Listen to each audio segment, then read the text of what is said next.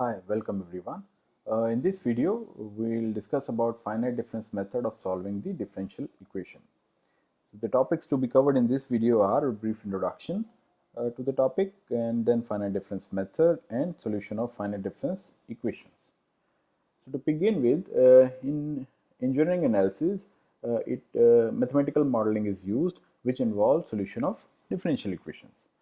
Non-linear and non-homogeneous differential equations can also be involved in these differential equations, and solution of these types of equation is often beyond the reach of classical ways of solving the differential equation. Uh, that is, we can define a mathematical model using set of certain equations which can also involve the differential equations, which can be homogeneous or non-homogeneous or non-linear as well. And typically these kind of differential equations, if we want to solve using the classical methods, it is very difficult. So this is the main problem with the differential equations. Numerical solution method seems to be the only practical and viable way of solving these kind of differential equations. And out of the available method, one such numerical method is the finite difference method. So a differential equation involves derivatives, and derivative represents rate of change of physical quantity represented by a function with respect to change of its variable.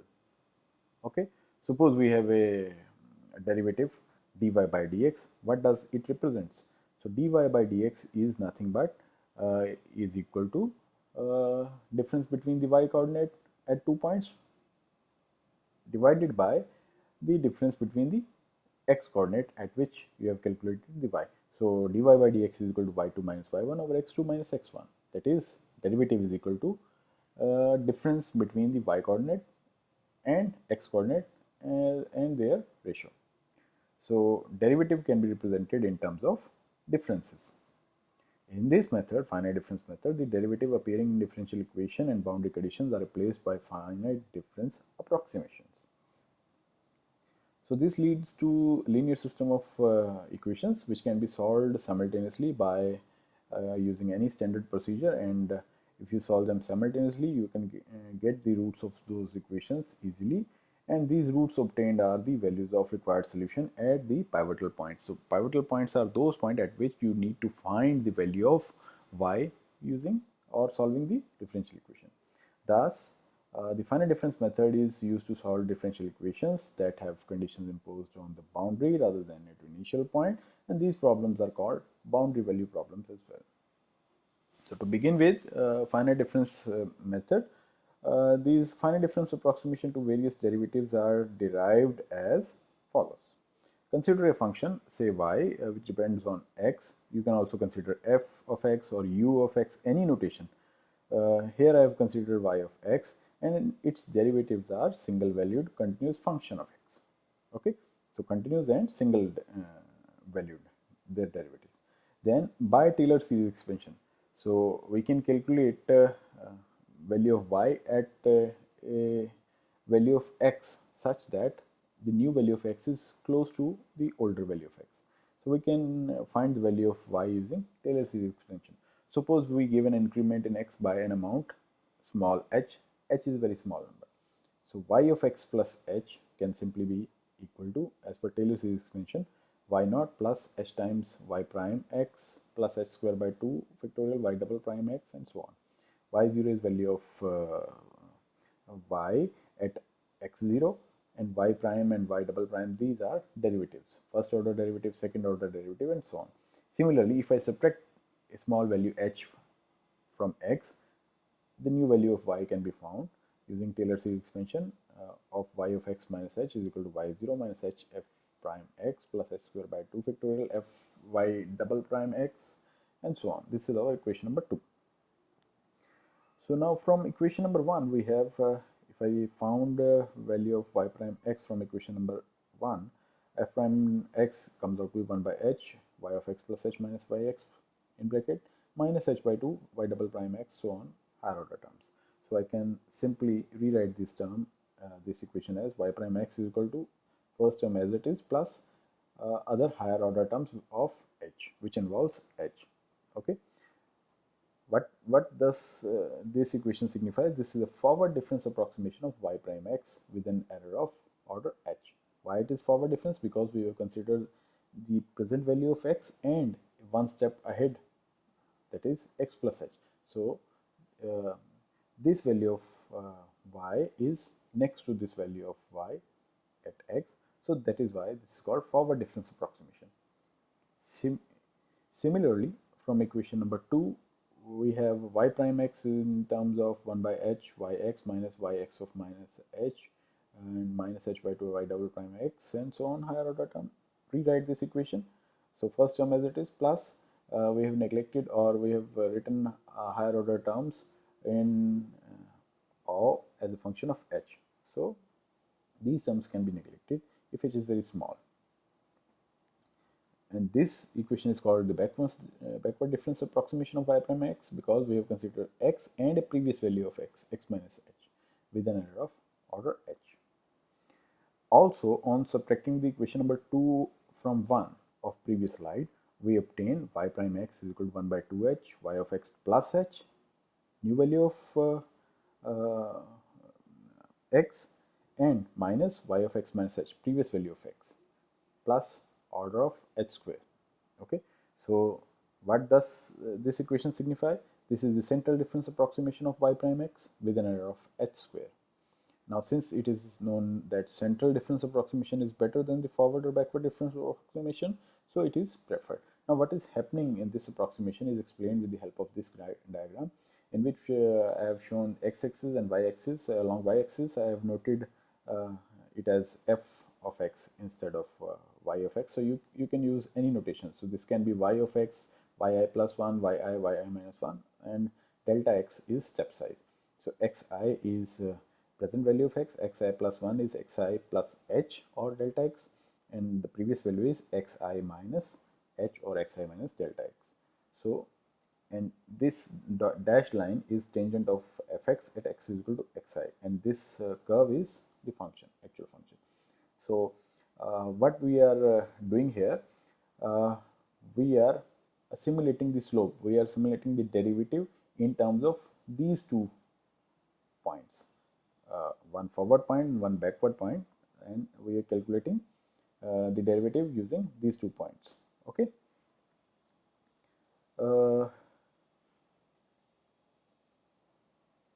So next is you notice this term 1 by 2h. So if h is error and it is twice, so it will be large.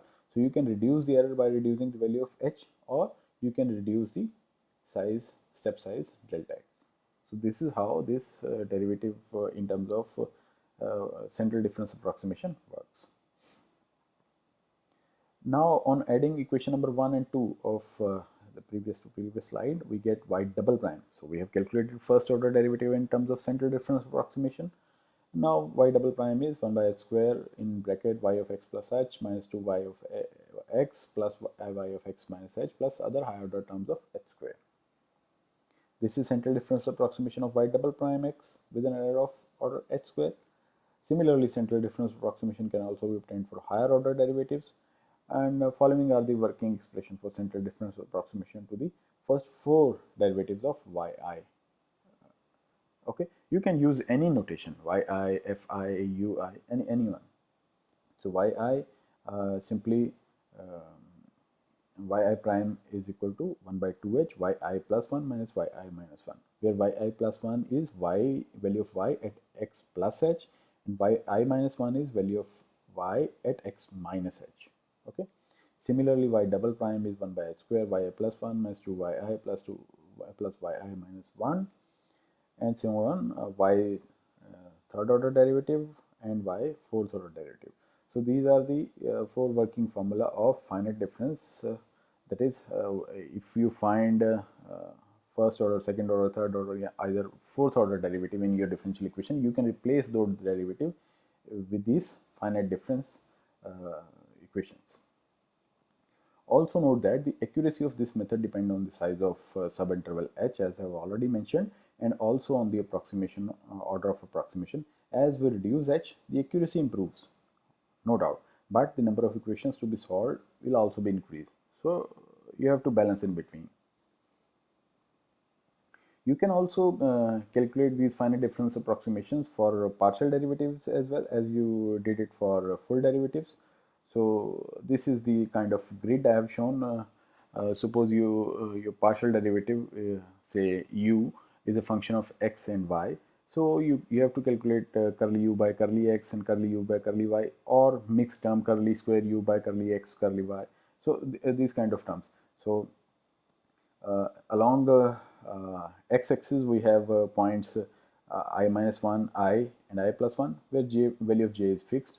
So, and similarly I minus 1, I and I plus 1 for second row, value of j change from j plus 1 to j, and so on. The difference between the two consecutive grids is delta x and in horizontal direction and delta y in vertical direction. And if you are considering say function is only depending on a single variable, say u, as a function of x, so these partial derivative and the complete derivative, they will look similar. Okay, so the curly u by curly x, now I and j, these are grid numbers. So from here, so it is ui plus 1, so j minus ui minus 1 j. So value of j is fixed here because we have taken derivatives of with respect to one variable only. So ui plus 1 is nothing but value of u at x plus h, and ui minus 1 is value of u at x minus h divided by 2 delta x or 2h plus higher order terms of h square, since delta x is step size h. Similarly for second order derivative, third order and fourth order derivative, curly u by curly x with respect to x. We have calculated all derivative with respect to x. Similarly, you can write the partial derivative with respect to y and complex terms as well, which involve double order derivative or higher order derivative with respect to x and y. So you can find those values as well easily. But for simplicity, for comparison, I have written the values of partial derivative with respect to x only here. And these look similar to that of complete derivative in previous slides. And notation is also different. In previous slide we have used either y or f. Here we have used u. So you in different books there might be different notations for the functions, so you can use anyone. Now let us consider the numerical, that the deflection of a beam is governed by this equation curly 4y by curly x4 plus 81y is equal to phi x. Phi is given in the table. These are the pivotal points x, 1 by 3, 2 by 3 and 1, that is h is equal to 1 by 3 here, and corresponding value of function phi is given here, 81, 162, 243. Boundary conditions are also given, that value of y and first order derivative at x is equal to 0, first pivotal point, which is not mentioned in this table, is 0, and value of second order derivative and third order derivative at x is equal to 1 is also 0. So these boundary value conditions are given. Evaluate the deflection of pivotal deflection at the pivotal points of the beam using 3 subintervals. So we have to calculate the value of y at 1 by 3, 2 by 3 and 1. Okay. Here h is equal to 1 by 3, pivotal points are x0 is equal to 0, 1 by 3, 2 by 3 and 1, and since at this pivotal point value of y is already given, boundary condition, y0 is equal to 0, and corresponding to x1 we have y1, x2 we have y2, and for x3 we have y3. So we have to calculate y1, y2 and y3. Now the given differential equation is approximated in terms of finite difference approximation by, since it is a fourth order derivative, so we have simply replaced, and that too with respect to x only, so we can simply replace it with the fourth order derivative in terms of finite difference, plus 81 yi is equal to phi of xi simply. Now if we substitute I is equal to 1, we have come across with this equation, which involves y3, y2, y1, y0 and y minus 1. And remember, we have started with the value of y from 0 only, and we don't have y minus 1. So we have to calculate y minus 1 using these, using the boundary conditions we have given. At I is equal to 2, we involve the terms y4, y3, y2, y1 and y0. And this is the second equation, and we have y3 only. So y4 is unknown here. Okay. And for I is equal to 3, we have y5, y4, y3, y2 and y1. This is our third equation. Again, y5 and y4 are unknown, so we have to calculate y4, y5 and y minus 1 in these equations. And we have stopped at I is equal to 3, so we have calculated the value of these equations and substituted I is equal to 1, 2, 3, and we'll discuss why we have not moved further, that is I is equal to 4. So let us first consider we have to find y1, y2, y3. So this is our aim. We have to find the value of y at the pivotal points. Now we have to utilize given condition. We have these four conditions are given. So we have to utilize these conditions in order to find the unknowns in equation 1, 2, 3. So given y0 is equal to 0, this is the first equation. Also, first order derivative boundary condition is given, so we simply write first order derivative in terms of finite difference, and we know that we have given y0 prime is equal to 0. How we can get y0 prime from here? By substituting I is equal to 0. So for I is equal to 0, we have y0 prime whose value is 0 given is equal to 1 by 2h y1 minus y minus 1. So simply on solving, we get y minus 1 is equal to y1. Okay, so we have calculated the value of y minus 1 in terms of y1. Simply, this is equation number 5. Also, boundary condition in terms of double order derivative or second order derivative is also given. So we have written the finite difference approximation for second order derivative, and we know that we have given with y3 double prime is equal to 0. So how we can get y3 double prime here? By substituting I is equal to 3. So simply substitute I is equal to 3, and this is given boundary condition highlighted in red, and on solving we get y4 is equal to 2y3 plus y2. So we have utilized this boundary condition, and we calculated the value of y4. Similarly, y3 order derivative, that is yi third order derivative is given boundary condition. So we written third order derivative in terms of finite difference, and we have given y3 triple prime is equal to 0. How we can calculate y3 triple prime? By simply substituting I is equal to 3. So we have substituted I is equal to 3, so this becomes 0, it is given, and on solving we get y5 in terms of y4, y2 and y1. This is equation number 7. So we have calculated y minus 1, y4 and y5. That is why we stopped in previous slide up to I is equal to 3, because on solving the boundary conditions in terms of finite difference, we got the value of y minus 1, y4 and y5, and we have to utilize these values in previous equation. Okay, so that is why we stopped there. If we put y is equal I is equal to 4, then we will get other values of y, unknown y, which we cannot calculate because our boundary conditions are allowing us to calculate y minus 1, y4 and y5 only.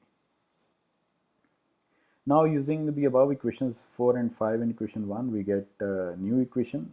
So, now this is simply algebraic equation. We have to solve them simultaneously in order to get y1, y2 and y3. So we get equation in terms of y3, y2 and y1. This is equation number 8. Similarly, using equation 4 and 6 in previous equation 2, we get another equation in y3, y2 and y1. This is equation number 9. Again, using equation 4 and 7 in equation 3, we get a new equation in terms of y3, y2 and y1.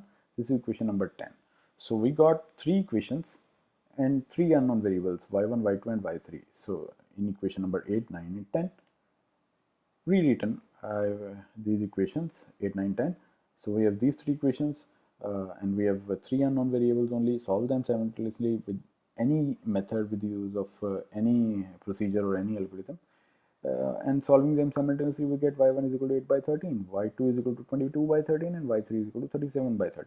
So we have calculated the value of y for that particular differential equation satisfying the particular set of boundary conditions at the pivotal points. So what does this means? Y value of y1 means value of y at x1. x1 is 1 by 3. So y 1 by 3 is 0.6154, 8 by 13 value. Similarly, y 2 by 3 is 1.6923, 22 by 13. And y1 comes out to be 2.8462, 37 by 13. So this is the solution of differential equation at pivotal points. you can improve its accuracy by actually decreasing the step size, that is h from 1/3 to smaller value. But in that case, you will increase the number of equations that is to be solved simultaneously. So you have to find a midway for getting better accuracy. So this is all about the differential equations solution using finite difference approximations and finite difference equation solution. And so in this video we discussed about requirement of finite difference approximation method, principle of finite difference approximation. Then we've calculated actually the finite difference approximation for up to fourth order derivative using Taylor series approximation. Then we try to solve or explain in terms of a particular numerical. So thank you for watching this video.